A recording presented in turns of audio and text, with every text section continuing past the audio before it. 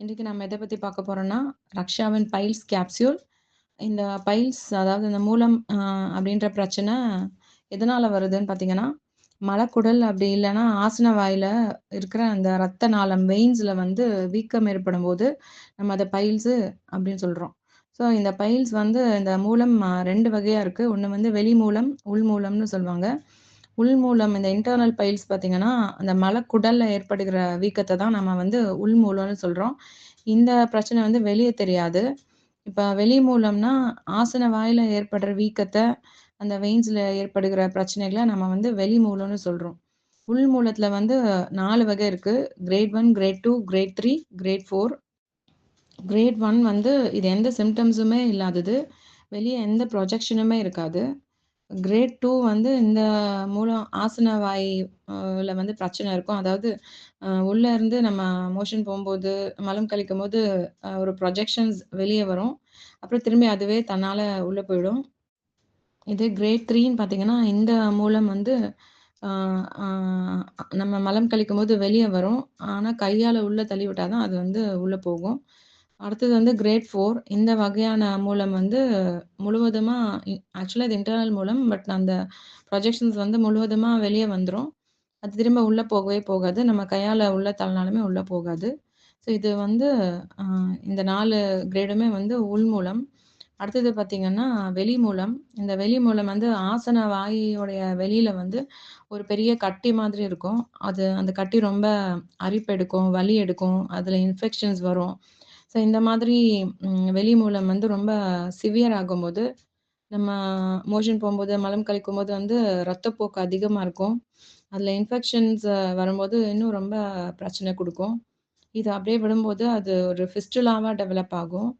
Constipation problem இருந்துச்சுன்னா, அது வந்து இந்த மூலத்த ரொம்ப அதிகரிக்க செய்து, ரொம்ப பிரச்சனை குடுக்கக்கூடியதா இருக்கும். ஸோ இந்த மாதிரி மூலத்துக்கு வந்து நெறையா மெடிசின்ஸ் எல்லாமே அலோபதிலலாம் அவைலபிளா இருக்கு.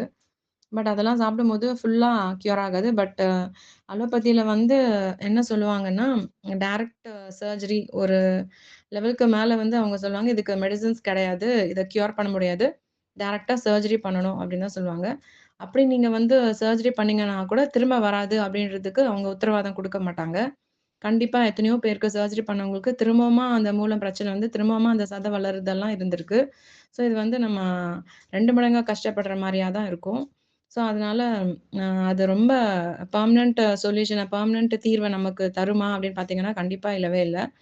இந்த பிரச்சனைக்கெல்லாம் தீர்வா தான் நம்முடைய ரக்ஷா நிறுவனம் நம்மளுக்கு வந்து பைல்ஸ் கேப்சூல்ன்ற ஒரு அற்புதமான கேப்சூல நம்மளுக்கு உருவாக்கி குடுத்துருக்காங்க.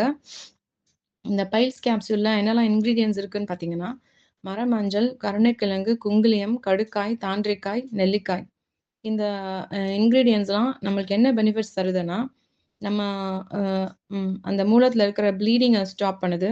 வலிய வந்து சரிப்படுத்துது. வீக்கத்த சரிப்படுத்துது. அரிப்பு, அப்புறம் அந்த பிளட் ஸ்பாட்ஸ் எல்லாம் இல்லாதபடிக்கு சரி செய்யுது. கட்டிலாம் கரையிறதுக்கு ஹெல்ப் பண்ணுது. மூலம், அப்புறம் வந்து ஃபிஷ்ஷர்ஸு, ஃபிஸ்டுலா இந்த பிரச்சனை எல்லாமே சரியாகுறதுக்கு நம்மளுடைய பைல்ஸ் கேப்சூல் ஹெல்ப் பண்ணுது. இந்த ஃபங்கல் இன்ஃபெக்ஷன், பாக்டீரியல் இன்ஃபெக்ஷன் கூட இல்லாதபடிக்கு சரி செய்யுது. அடுத்தது வந்து கான்ஸ்டிபேஷன். மெயினா கான்ஸ்டிபேஷன்னால தான் நம்மளுக்கு இந்த மூலம் ரொம்ப ரொம்ப இன்க்ரீஸ் ஆயிட்டே இருக்கும். அந்த கான்ஸ்டிபேஷன் பிரச்சனையிலருந்து ஒரு பெரிய தீர்வ நம்முடைய பைல்ஸ் கேப்சூல் குடுக்குது.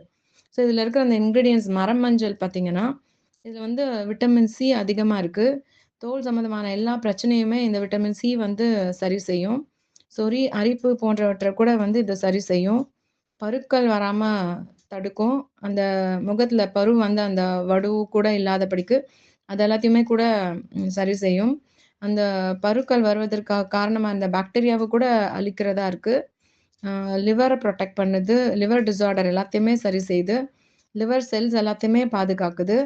அப்புறம் நம்மளுடைய பிளட் சுகர் லெவல கண்ட்ரோல் பண்ணுது. பேட் கொலஸ்ட்ரால் லெவல வந்து அ ரெட்யூஸ் பண்ணுது. பேட் கொலஸ்ட்ரால் வராதபடிக்கு அத ரெட்யூஸ் பண்ணுது. இதெல்லாம் அந்த மரமஞ்சளுடைய பெனிஃபிட்ஸ். அடுத்தது பார்த்தீங்கன்னா, கருணைக்கிழங்கு. இந்த கருணைக்கிழங்குல விட்டமின் சி இருக்கு, விட்டமின் பி6 இருக்கு, minerals like potassium and magnesium இருக்கு. இதில ஹை ஃபைபர் கன்டென்ட் அதாவது நார் சத்து நெறைய இருக்கு. அதனால அந்த டைஜஷன் ப்ராப்ளம் எல்லாத்தையுமே சால்வ் பண்ணும். அதுக்கப்புறமா நம்மளோட பாடி வெயிட்ட கூட இது வந்து மெயின்டெயின் பண்ணும். ஏன்னா, கேலோரிஸ இது ரொம்ப பர்ன் பண்ணும். அடுத்தது பார்த்தீங்கன்னா, குங்குலியம். இந்த குங்குலியம் வந்து ஸ்ட்ரெஸ்ஸ ரிலீஃப் பண்ணும். அதுக்கப்புறமா நம்ம கான்சன்ட்ரேட் பண்றதுக்கு, ஃபோக்கஸ் பண்றதுக்கு ஹெல்ப்ஃபுல்லா இருக்கும். நம்மளுக்கு தலைவலி இல்லாதபடிக்கு, எந்த இன்ஃபெக்ஷன்ஸும் இல்லாதபடிக்கு பாதுகாக்கும். அதுக்கு அடுத்தது வந்து கடுக்காய். இந்த கடுக்காய் வந்து ஹேர் லாஸ் ஆகாம பாதுகாத்து, ஹேர் குரோத்க்கு ஹெல்ப் பண்ணுது. இந்த கடுக்காய்லயுமே வந்து விட்டமின் சி இருக்கு. அயர்ன், மேக்னீஸ், செலீனியம், காப்பர் இதெல்லாமே இருக்கு. ஐ சைட்‌க்கு ரொம்ப ஹெல்ப் பண்ணும். உடல் வலிய போக்குது. இருமல், மூச்சு திணறல் இந்த ப்ராப்ளம் எல்லாமே சரி செய்யுது. டைஜஷன் ப்ராப்ளத்த மெயினா சரி செய்யுது. கான்ஸ்டிபேஷன் ஆகாதபடிக்கு அந்த மலம் இளகுறதுக்கு ஹெல்ப்ஃபுல்லா இருக்கு. கேஸ்ட்ரோ இன்டெஸ்டினல் ப்ராப்ளம் எதுவா இருந்தாலும், அந்த கேஸ்ட்ரோ இன்டெஸ்டினல் ட்ராக்ட்ட வந்து மொபிலைஸ் பண்ணுது. இம்யூனிட்டி லெவல வந்து இன்கிரீஸ் பண்ணுது. அடுத்தது வந்து தாண்டிக்காய். ஸோ இந்த தாண்டிக்காய் வந்து மெயினா கான்ஸ்டிபேஷன் பிரச்சனைக்கு ஹெல்ப்ஃபுல்லா இருக்கு. டைஜஷன் ப்ராப்ளம்க்கு ஹெல்ப் பண்ணுது. இதுல நெறைய அந்த லாக்ஸேட்டிவ் ப்ராப்பர்ட்டி இருக்கிறதுனால, இதுவுமே அந்த மலம் இறுகாதபடிக்கு, அது இளகி போகுறதுக்கு ரொம்பவே ஹெல்ப் பண்ணுது.